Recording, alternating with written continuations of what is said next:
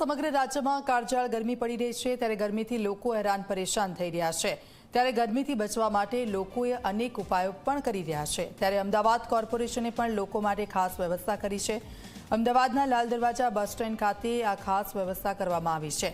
બસની નેટ મૂકીને એક સ્ટેશનને કૂલ સ્ટેશન બનાવવામાં આવ્યું છે તો 9 પ્લેટફોર્મ પર કુલરો પણ મૂકવામાં આવ્યા તેમજ ગ્રીન નેટ પણ લગાવવામાં આવી છે ત્યારે અન્ય જગ્યાએ પણ વ્યવસ્થા કરવાની લોકોએ માંગ કરી છે। લાલ દરવાજા બસ સ્ટેન્ડ પાણી અને ઓઆરએસની પણ વ્યવસ્થા કરવામાં આવી છે। ડ્રાઈવર અને સ્ટાફને ફરજ સમયે ઠંડુ પાણી તે માટે સ્ટીલની બોટલ પણ આપવામાં આવી છે। અમદાવાદ શહેર સહિત રાજ્યમાં આકરી ગરમી પડી રહી છે ને આ ગરમી વચ્ચે લોકો તો પોતાના બનતા પ્રયાસો કરે છે ગરમીથી બચવાના સાથે સાથે તંત્ર પણ એટલે કે અમદાવાદ મ્યુનિસિપલ કોર્પોરેશને હીટ એક્શન પ્લાન પણ બનાવ્યો છે અને સાથે જ અમદાવાદની જે જીવાદોરી ગણાતી એએમટીએસ બસ સેવાની અંદર પણ તંત્ર દ્વારા વિશેષ ધ્યાન આપવામાં આવ્યું છે જેમાં ખાસ કરીને લાલ દરવાજા કે જ્યાં દરરોજ મોટી સંખ્યામાં લોકો મુસાફરી કરતા હોય તેમાં વિદ્યાર્થીઓ સૌથી વધારે અહીંયાથી પ્રવાસ કરતા હોય ત્યારે આ મુસાફરોને હાલાકી ન પડે તે માટે તંત્ર દ્વારા અહીંયા વ્યવસ્થા કરવામાં છે। જોઈ શકાય છે આ કુલર મૂકવામાં આવ્યા છે જ્યાં ઠંડા પાણીના પવનનો જે છે અહેસાસ લોકોને થાય છે।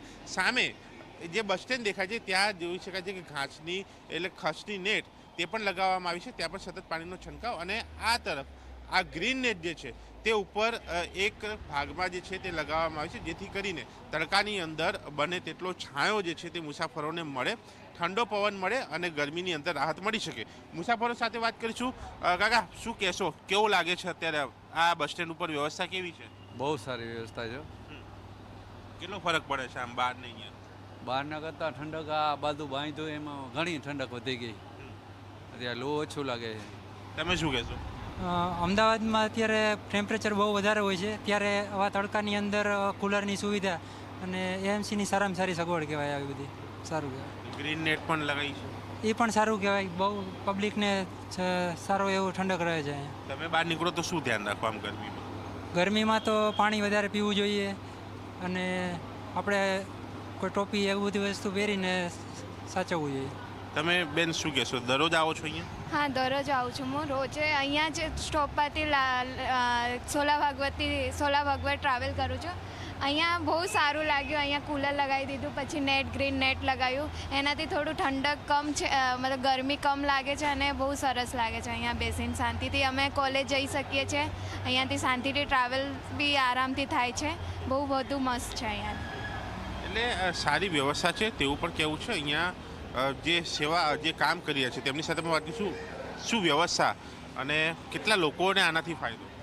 અહીંયા લાલ દરવાજા ટર્મિનસમાં હાલમાં જે કાળઝાળ ગરમી પડી રહી છે તેના અનુસંધાને પ્રવાસીઓને તથા સ્ટાફને રાહત મળે તે રીતે પ્લેટફોર્મ નંબર 1 અને 2 ઉપર નેટ લગાવવામાં આવી છે તથા દરેક ટર્મિનસ પ્લેટફોર્મ ઉપર કુલર અને પંખાની વ્યવસ્થા કરવામાં આવી જેથી પ્રવાસીઓને રાહત મળી રહે। કેટલા પ્લેટફોર્મ છે ટોટલ? ટોટલ 9 પ્લેટફોર્મ છે। 9 પ્લેટફોર્મમાં આ 2 પ્લેટફોર્મ કવર કરતી નેટ છે બીજા બાકી છે તો ત્યાંની શું બીજી વ્યવસ્થા માટેની કામગીરી ચાલુ જ છે। હાલમાં વાત થઈ ગઈ છે ત્યાં બીજી કામગીરી વ્યવસ્થા માટે કામગીરી ચાલુ જ છે હાલમાં। એટલે બીજે પણ હજુ કામગીરી માટેની વાતચીતો ચાલુ છે પ્રક્રિયા ચાલુ છે પરંતુ તેની પહેલાં આ પ્રાયોગિક ધોરણે આ એક બસ સ્ટેન્ડ એટલે કે 2 બસ સ્ટેન્ડ કવર કરતા વચ્ચેના ભાગે આ એક ગ્રીન નેટ જે છે તે લગાવવામાં આવી છે ને ગ્રીન નેટના કારણે અહીંયા નીચે આવતો તડકો જે છે તે ઓછો થાય છે ને તેનાથી સીધો ફાયદો ગરમીમાં રાહત મળતો અહીંયા જોવા મળી રહ્યો છે। એટલે કે અન્ય પ્લેટફોર્મ ઉપર પણ આ પ્રકારની વ્યવસ્થા થાય તો ત્યાં પણ રહેલા મુસાફરોને સીધો ફાયદો થઈ શકે તે અહીંયા સ્પષ્ટપણે દેખાઈ રહ્યું છે। તે માટે તંત્રએ પણ ધ્યાન આપવાની જરૂર છે પરંતુ હાલ આ વ્યવસ્થાને લોકો મુસાફરો અને ખાસ કરીને વિદ્યાર્થીઓ આવકારી રહ્યા છે અને આ વ્યવસ્થા હોવી જોઈએ તે પણ માંગ કરી રહ્યા છે। કેમેરામેન અમિત મકવાણા સાથે દર્શક રાવલ, ઝી મીડિયા, અમદાવાદ।